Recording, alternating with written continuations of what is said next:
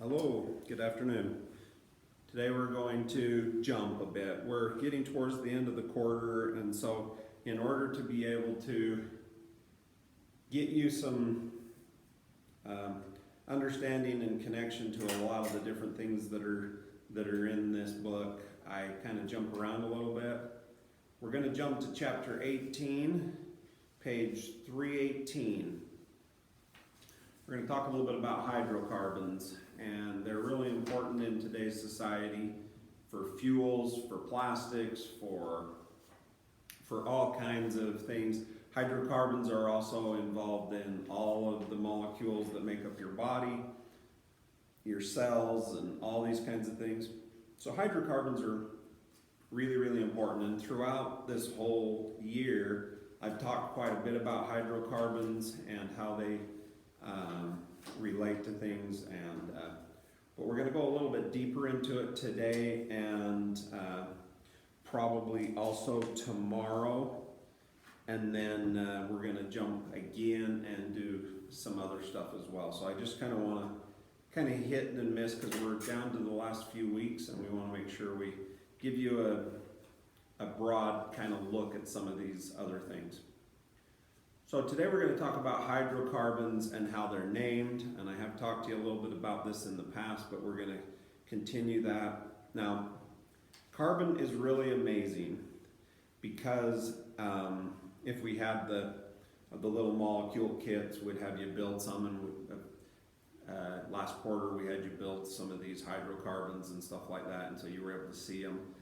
There's a picture on the top of page 318 that kind of shows some of these hydrocarbon molecules, but on the far left side is table 18.3, and it's prefixes used in naming hydrocarbons. And these are ones that have single bonds. Carbon has a single bond to something else, a single bond, and a single bond, and a single bond. As long as we're talking about single bonds, they're alkanes, and they're fairly simple in their naming, and we're going to talk a little bit about that. So when you have one carbon, which there in the prefix, if you have one carbon atom, and that would create 4 hydrogen atoms that would bond to it, then you will have meth, and then we put, because it's an alkane, we have methane. So it's methane is what you would get when you have that situation. And it will create kind of a tetrahedron shape where you'll have 3 kind of pointing down and 1 hydrogen up, because they want to push away as much as they can. And if you remember when we were doing the modeling, sadly we're not building them, but you can see the pictures here and see that that's the way that is. Now, when we add a second carbon, so we have the methane, which we draw this way on the chalkboard because it's easy to express it that way. But if we take away one of the hydrogens and put another carbon here,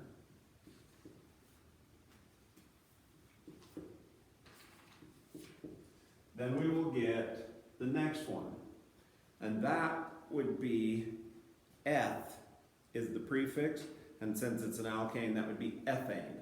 So this is ethane. So you got 2 carbons is ethane. So you got methane, and then ethane, and then when you get 3, so we take one of these carbons away here, hydrogen, sorry, and we add another carbon. Then this is going to be pro. So you're going to have pro, actually not prop, P-R-O-P, propane. So you're familiar with propane. Now the ethane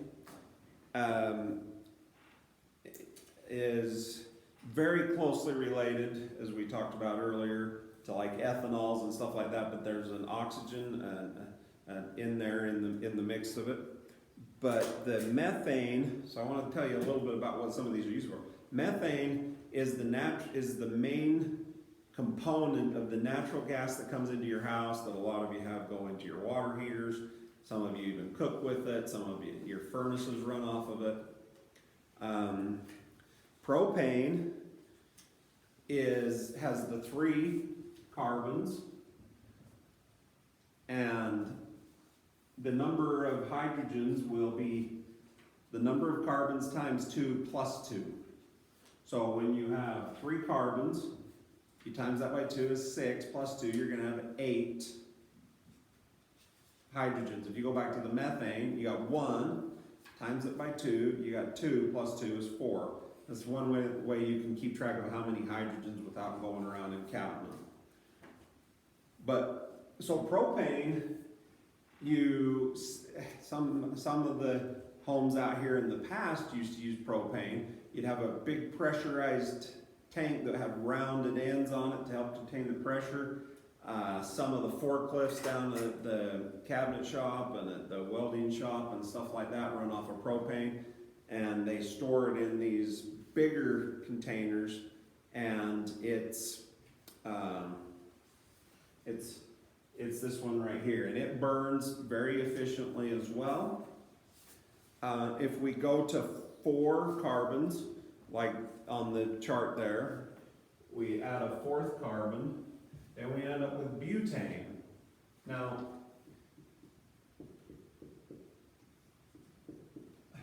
this is butane.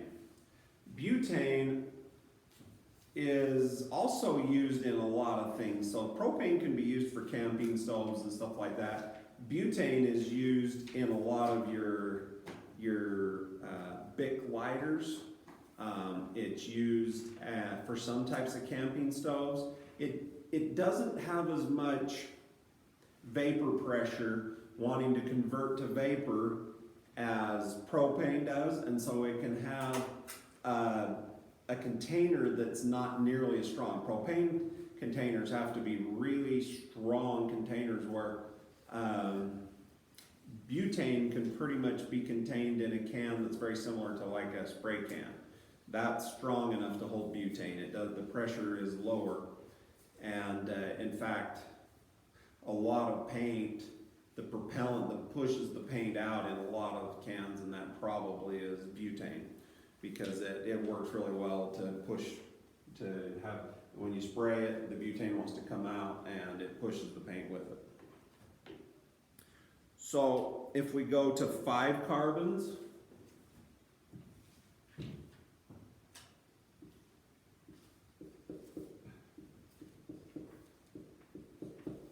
then that's going to be pentane.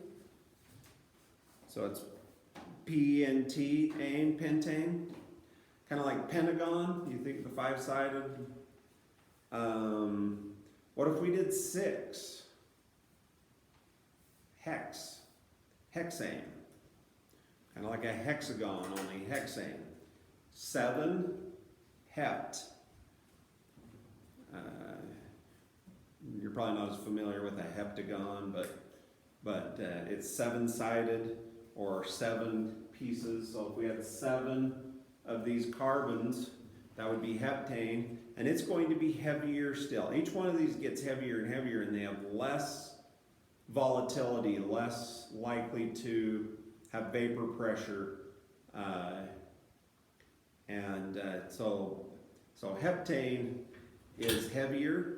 And how many carbons would it have around it? You'd have 7 times 2 would be 14, plus 2 would be 16. So heptane would have 16 carbons. The next would be, if you have 8 carbons, that's an octagon, or you think of octagon like a stop sign. The octagon, or octane, so it'd be octane. Now, octane is a liquid that is very, very similar to the gasoline that's in your automobiles. So octane, that's one of they talk about the octane, the quality of the fuel, like when you're reading your fuel and it'll say 85 or 88 or 90 on the gas pump. That's kind of the quality of the, and that's talking about the octane. It's kind of a weird, but it is most of that fuel is going to be very similar in characteristic to octane. If you have 9, then it would be nonane. And then 10 is the prefix for 10 would be dec or decane. And decane is going to be heavier still, and you're going to be closer to things like kerosenes. In fact, kerosenes and diesels, some of them are even longer than the decane, but you're getting up into these heavier fuels that are, and oils and things like that are thicker and heavier. And so that gives kind of a structure of how these fuels are structured. And we want to talk a little bit about the combustion of an alkane, a pure alkane that doesn't have any other stuff in it. Now, your fuels and stuff do have other things in them, so it's not exactly this, but still, if you take a pure propane, for instance, and propane is pretty pure. Butane's fairly pure, and methane that you burn in your house, in your furnace, they're fairly pure. They don't have a lot of these other. The thicker and heavier they get, the more other impurities you get. But let's talk about propane. So when propane burns, you've got the 3 carbons. So we've got 3 carbons, and we've got 8 hydrogens, and we're going to burn that with some oxygen. And what you're going to get after you do this burning is you're going to end up with CO2 and H2O, assuming you have enough oxygen there to burn it. If you don't have enough oxygen, then it can kind of mess it up, and you can get some CO, which would be carbon monoxide, and as we've explained, its toxicity in the body is because when your body breathes in CO, it locks onto the hemoglobin in your blood and won't let go, because technically it's not bonded properly, and it bonds, where CO2 that you naturally breathe out, as long as you have enough oxygen coming in, it's the same kind of danger to you. So you're going to end up with some CO2 and some H2O. And if you balance that equation out, then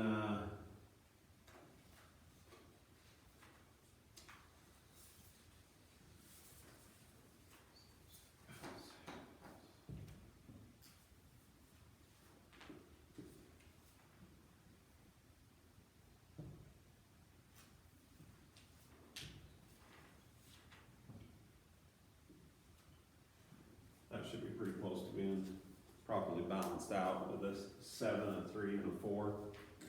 But you don't have a lot of dangerous emissions if you have really clean, enough oxygen, everything's able to burn free, and you don't have all this other stuff going on. So we're going to skip forward a little bit more to page 322. On page 322,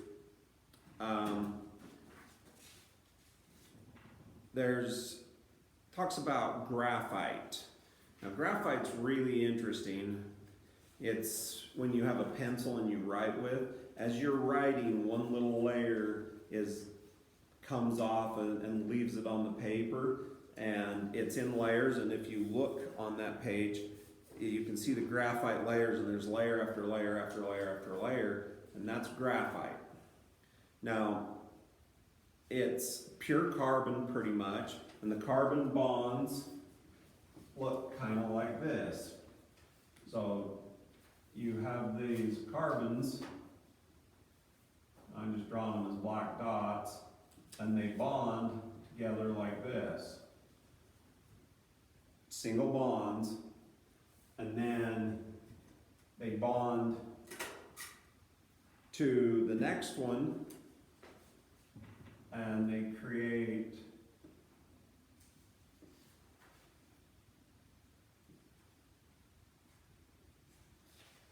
another one here,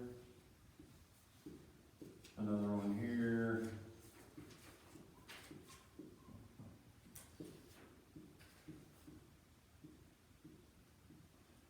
just lay in these flat sheets. Now, if you actually flip over the page right before, you can see some of the way those kind of bond out like that. So graphite is in really thin layers. There's a new material that they're calling graphene that is like that, only it's even stronger. Almost a one molecule thick, one atom thick layer can be really strong. And graphite's pretty cool, and they do have graphite things that they wrap stuff with, and it can be really strong. In the center on the top, there's a fullerene. It's a geodesic ball, and it became really famous. And if you've ever gone camping in a tent that's called the geodesic dome, it's kind of based on those shapes, but it's only the half of a full ball, and it creates this shape that creates some fairly strong structure. A while back, not too long ago, they also developed these carbon nanotubes, and they're down the bottom right side, and you can see how they kind of create this tube, and those can be made really long, and they're really strong. In fact, they are so strong that they are about 100 times stronger than steel. In fact, a 1-inch cable that would be a pretty big cable, but a steel cable wouldn't be anywhere near this strong. A 1-inch cable could lift an 8,500 ton ship. Or another way of thinking of it is a fishing line sized string of this nanotube type stuff could lift like a pickup truck. It's extremely strong.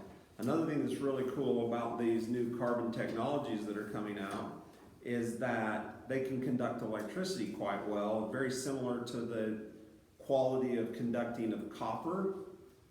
And so there's a lot of really cool features about these things. Now,